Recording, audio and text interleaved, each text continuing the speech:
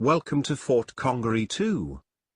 In 1748, in response to deadly Indian attacks against the first South Carolina backcountry settlers, the palisaded British outpost Fort Congaree II was built.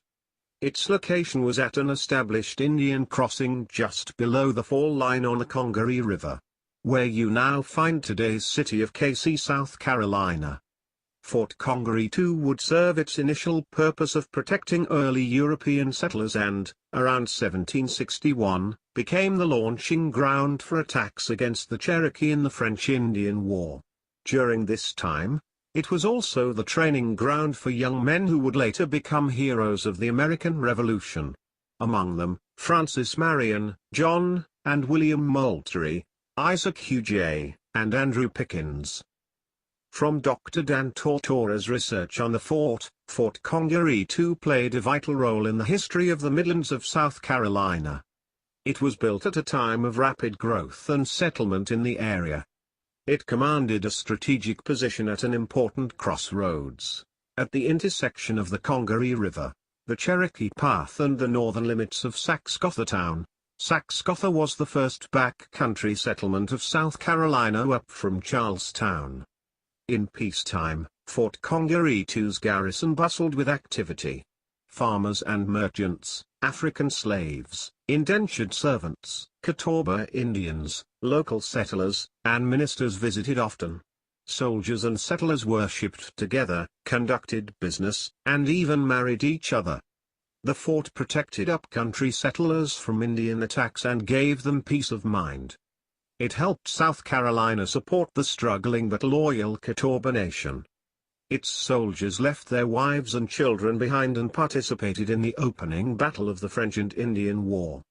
The fort's second commander, Lieutenant Peter Mercier, made the ultimate sacrifice to the British cause and saved the life of a young lieutenant colonel named George Washington. The story of Fort Congaree II offers a glimpse into an oft-forgotten chapter in the history of colonial America. With the help of over 40 volunteers, the Fort Congaree II dig team completed a dozen dig days over the summer of 2014.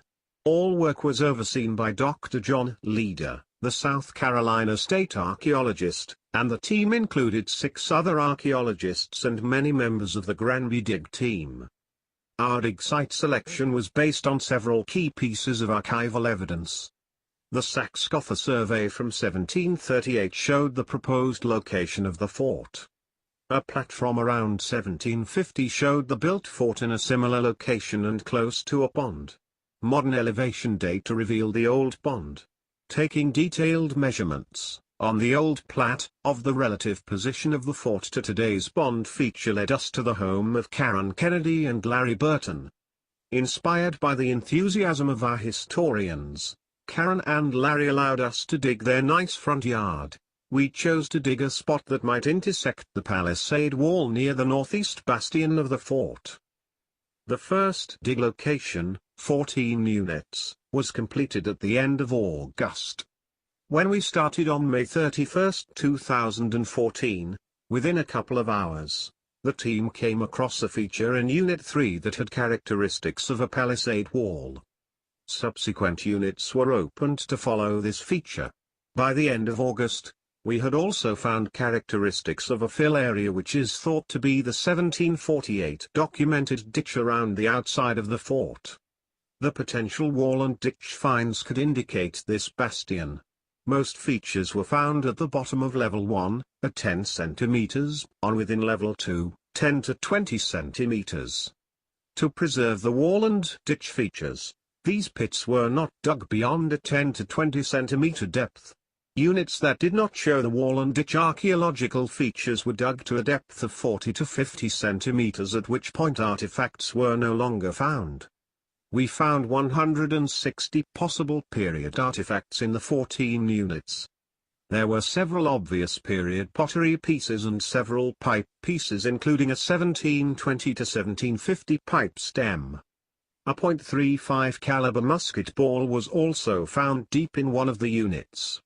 On both sides of the possible wall feature, we found period handmade nails.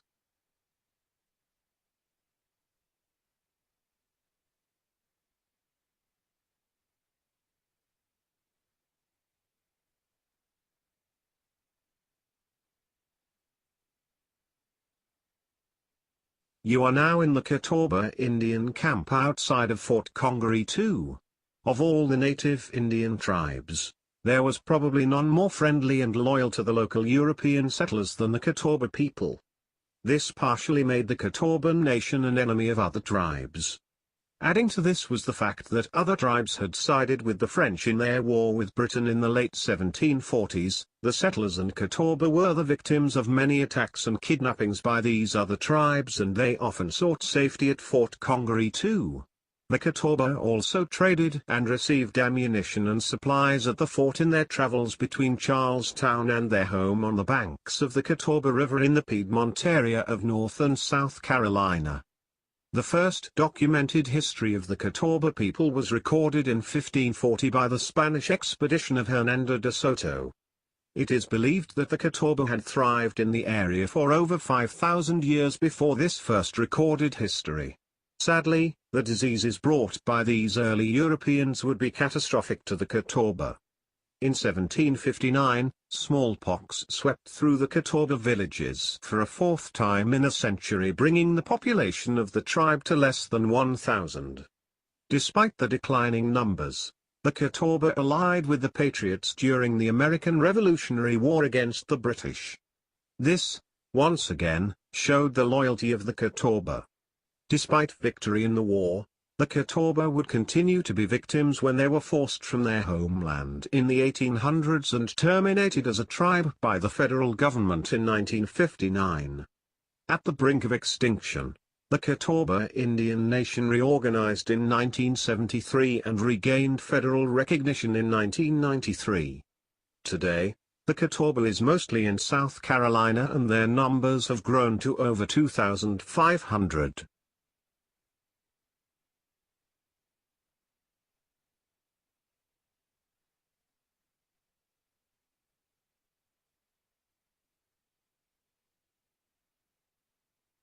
At the end of the summer, the dig team performed one important task.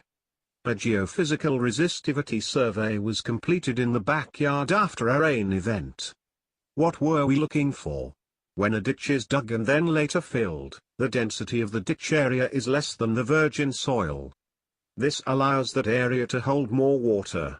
Sure enough, the survey recorded the ditch feature continuing through Karen and Larry's backyard. The archival and dig finds of 2014 have allowed us to determine the size and basic look of Fort Congaree II. This is what you now see in this virtual reality presentation. Subsequent research in archaeology will lead to more refinement of our model, so check back later and enjoy your current stay at Fort Congaree II.